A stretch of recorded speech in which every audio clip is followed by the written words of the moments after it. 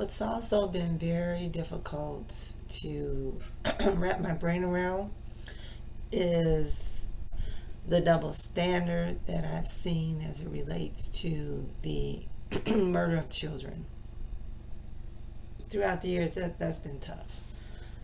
When things went down in Uvalde, um, again, so heartbreaking. You know, I mean, those children and teachers losing their lives, it was like heart wrenching. My gosh. And of course, there was an outcry about that, and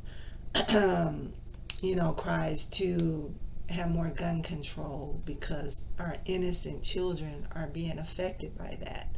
And I agree with that 100%. I agree with that.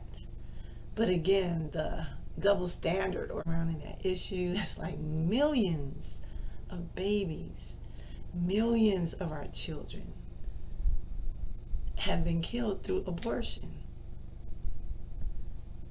And we're okay with it. And I hear, well, they aren't born yet. Just because they're not seen doesn't mean that, they're not alive. Just because you can't see them, their life, their beating heart is stopped, you know, and a lot of times in a very violent way. This country in general had laws to condone the murder of children. And our children in school, school should be a safe place. We say that. I agree 100%. We should be able to send our children to school. I should be able to send my grandchildren to school without fears that they're going to be killed there, because our children are innocent and schools are supposed to be a safe place. Yes, exactly. That is exactly right. But then I think about our children in the womb. They're so innocent. you know, they are innocent. And to me, children in the womb, that's when they're the most vulnerable. The most vulnerable. And need even more protection because their lives are so fragile at that time. And so, the womb is supposed to be a safe place for them to grow and to develop. But it's become, I don't know, like worse than our schools, because so many more lives have been snuffed out in that place that's supposed to be so safe for them, a place of protection for them. And we're wondering why this murder, this spirit of murder is just becoming more rampant in our society today. It's because we, through our laws, literally have condoned murder. We have condoned the taking of lives. And this message is being sent out that, if we don't value life when it's the most fragile, how am I going to value life out here? It sends a message, and that message is getting to our young people as we fight for the right to take these lives, saying it's our right to do that. It's our right to be able to take these lives of these precious unborn children when they're the most vulnerable. That's getting into generations of people. And if we can't value life, why are we going to value life for someone who's getting on my nerves, or for someone who's inconveniencing me? Your life is inconveniencing me, so I'm going to take you out.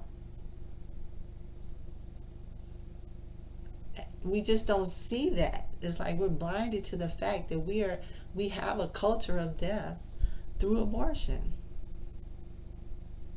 And so we're seeing murder on these mass murder levels more and more, because there's a mass murder, there's a mass taking of life through abortion.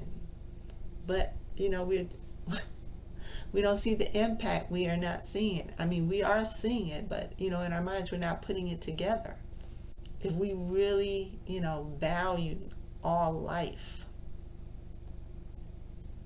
then we would value all life. And yes, that's life in the womb and life outside of the womb, from the womb to the tomb. Now I think about my parents.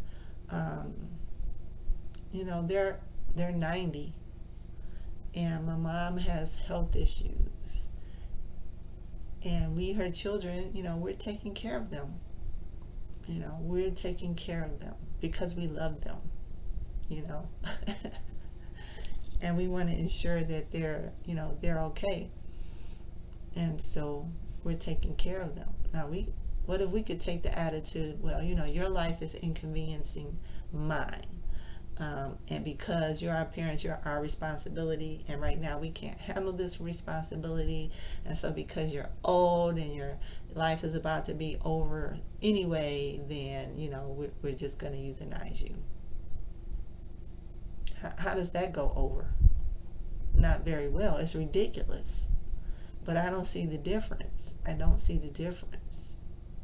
We're sending poor messages to our children and younger generations. This is what they're growing up with. And we're wondering why it's so easy for them to take lives. Because it's so easy for us. Because we're being inconvenienced. If your life is an inconvenience to me, then what I want is my convenience is more important than you. And those lives are being taken by the very people who are supposed to care for them. And again, I'm not condemning people. I'm just stating facts. It's somewhat frustrating that when you state a fact, people say, well, you're judging. No, I'm just saying what it is. This is the truth. This is what is happening. And if you feel condemned about it, that's on you. I'm not trying to condemn. But we have to look at what really is. We can't change something that we're not willing to face.